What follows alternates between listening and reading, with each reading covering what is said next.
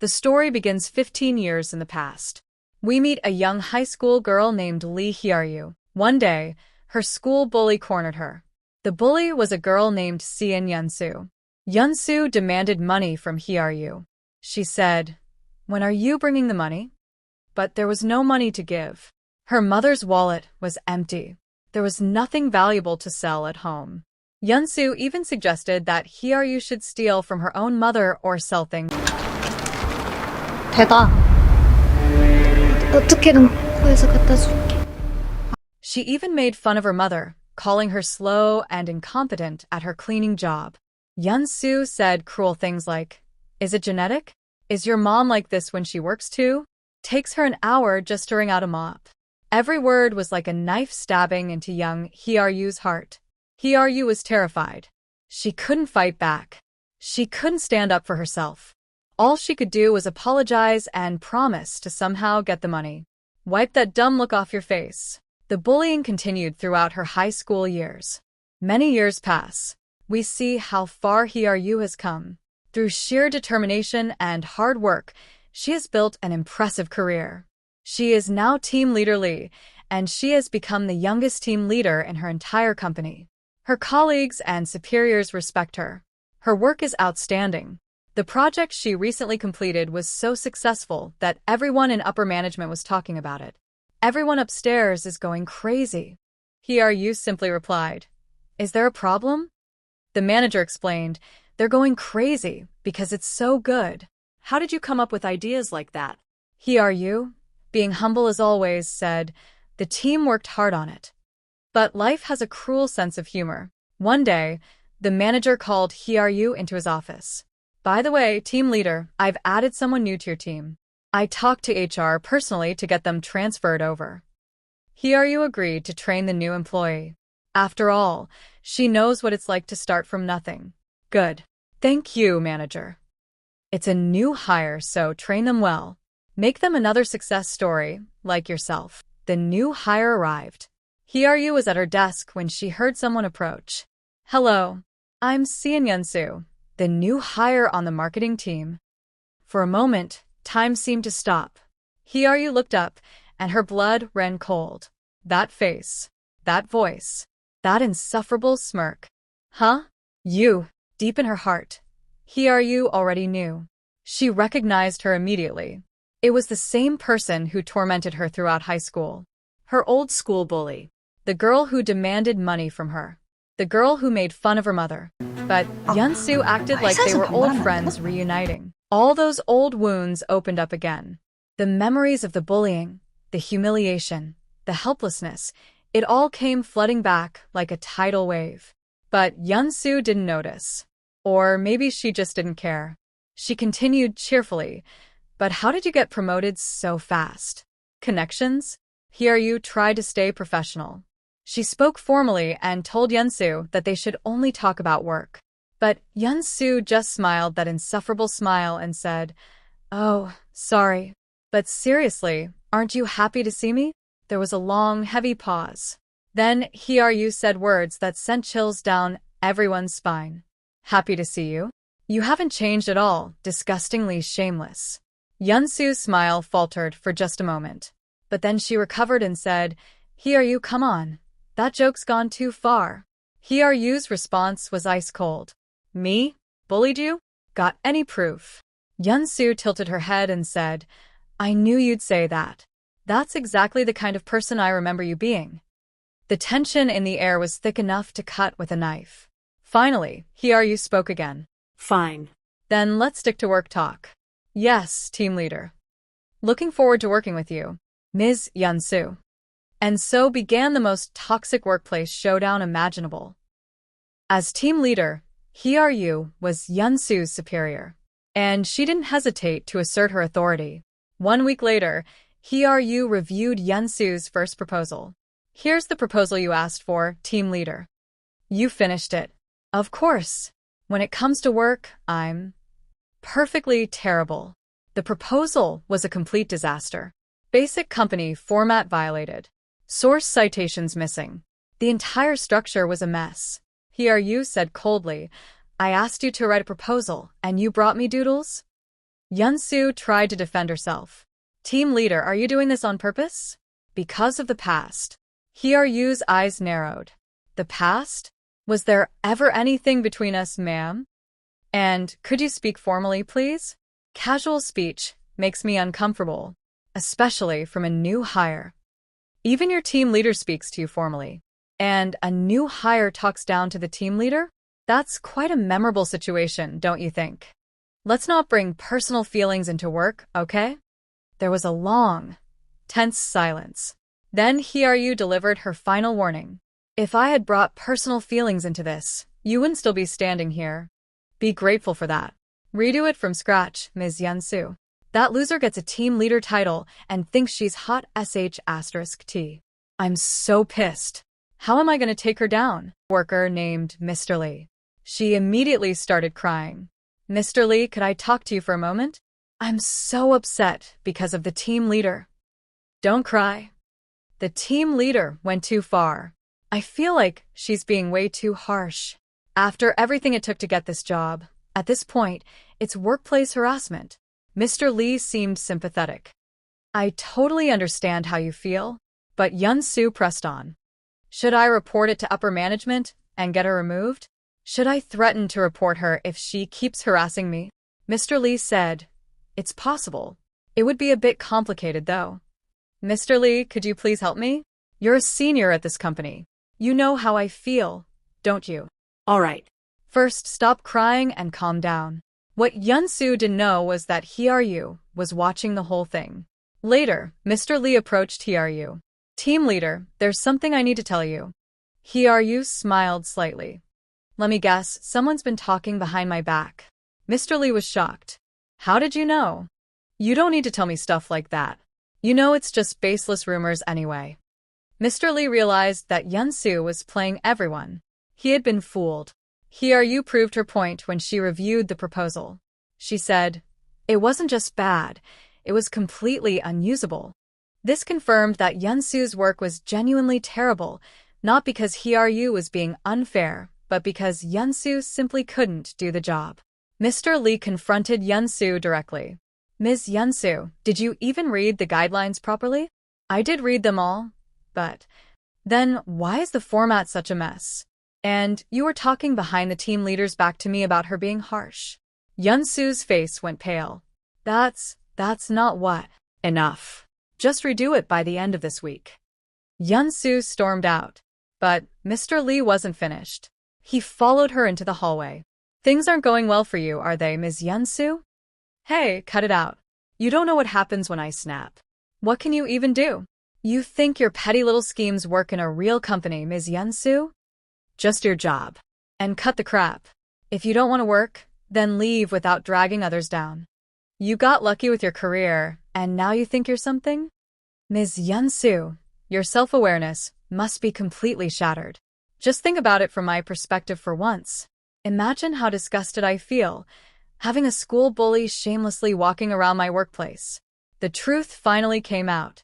Everyone realized that Hee-ru wasn't the bully. Yeon-soo was. She always was. She was the girl who demanded money from Hee-ru in school. She was the one who made fun of Hee-ru's mother.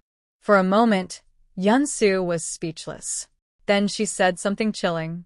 Cross the line one more time, and it won't end this easy. And stop wasting time in the break room. This is an office, not a cafe. He turned and walked away. Yeon-soo stood there, her face twisted with rage. She thought, back in school, she couldn't even look me in the eye. And with pure hatred in her eyes, she whispered, she's dead. In the final scenes, Yeon-soo tried one last time to play the victim. She gathered coworkers around her and started crying again. Workplace harassment, are you sure? Team leader Lee is a capable person, and I'm just a new employee. Mr. Lee stepped forward. Stop crying, calm down, and tell me, why would team leader Lee bully you? Could this be a misunderstanding? I'm sure of it. She's always been like this since high school. We were classmates, team leader Lee, Hee-ru and I. Back in school, I couldn't even look her in the eye, in case she'd bully me even more. But something wasn't right about her story. The way she told it felt forced. And those who had been watching her all along knew the truth. The truth was that Yeon-soo was the bully. She had always been the bully. No amount of fake tears would change that. Manager, that's too... It's a misunderstanding. Stop making excuses. I heard everything. Do you know how serious things are at the company right now? I'm aware, but I let things slide because you did good work and got results. What are you going to do now? I want to clear up this misunderstanding. Please just hear me out. The higher-ups are digging through everything. With the corporate ethics review and all that, our whole team could go down because of you. Hee-ru says quietly. No objections. The manager then turns his attention to the real target. The manager points directly at Yeon-soo. Employee Seon Yeon-soo. Yes, you. Your termination proceedings will begin. Yeon-soo freezes. What? Wait, what are you... Why so surprised? It was you, wasn't it? The school bully. Yeon-soo can't believe it. The manager continues. Now, listen carefully. Hee-ru steps forward with proof. Text messages from when she bullied me. Recorded testimonies for classmates. Photos of bruises on my body. If you want to see them, I can show you everything. The manager asks, if you have proof, why didn't you show it earlier?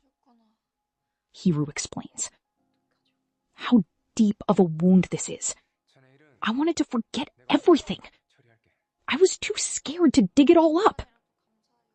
The manager realizes everything. Miss Yeon-soo, you deliberately omitted your past disciplinary record during the hiring process. That counts as falsifying your application. Answer me? Then listen. You violated Article 7, the duty to maintain dignity. I'm compiling everything and referring it to the disciplinary committee. Yeon-soo breaks down crying, but this time the tears don't work. The manager looks at her with disgust. Why are you crying again? If you're going to cry, do it outside with your stuff packed. The fact that I told you about my daughter makes me sick with shame. I can't stand looking at your disgusting face. Get out, now. No coming to work until the disciplinary committee convenes. Yeon-soo is removed.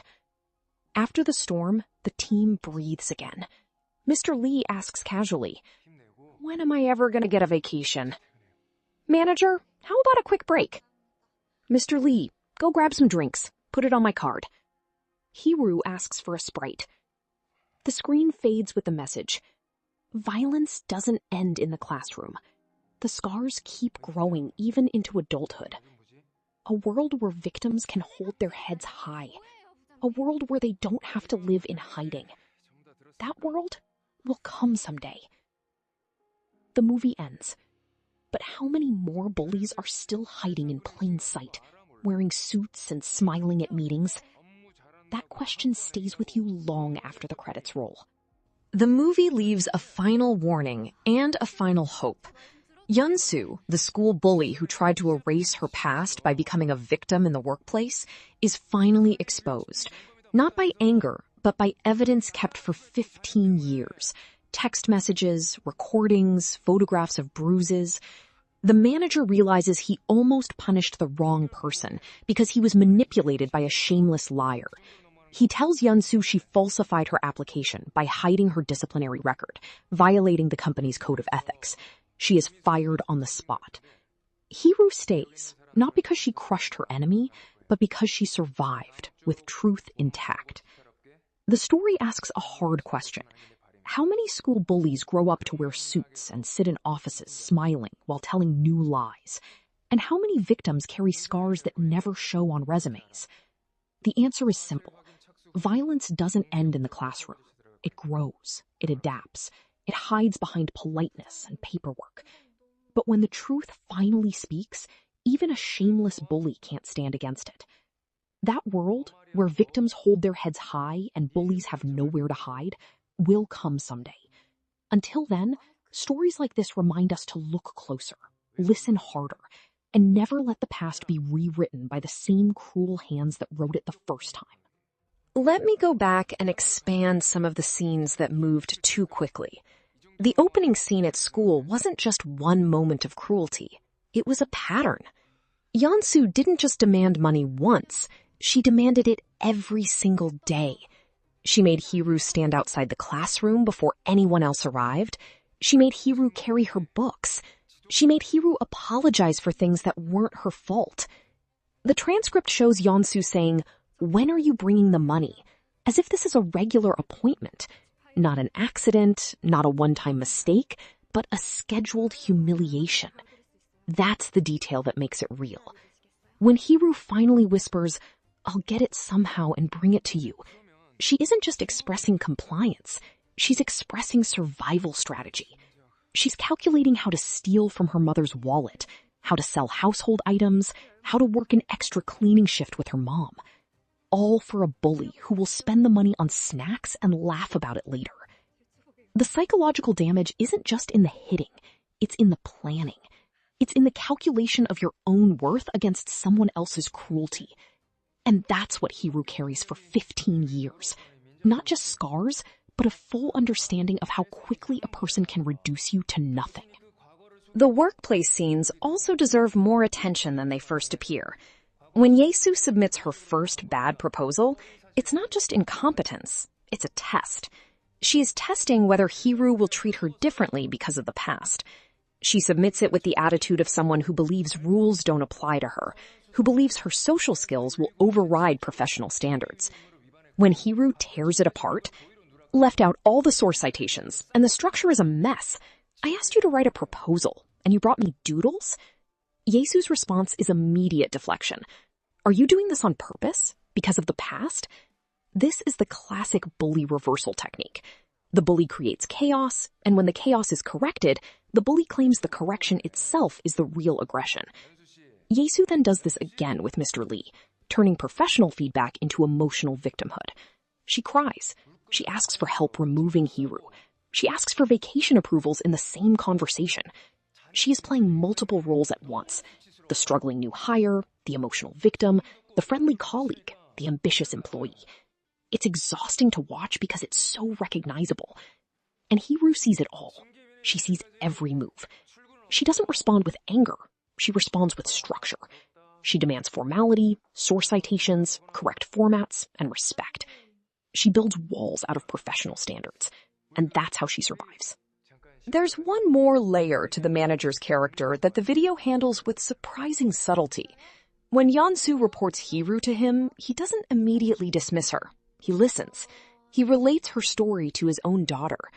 This is both admirable and dangerous. It shows that good people can be manipulated when they are emotionally open to stories of victimhood.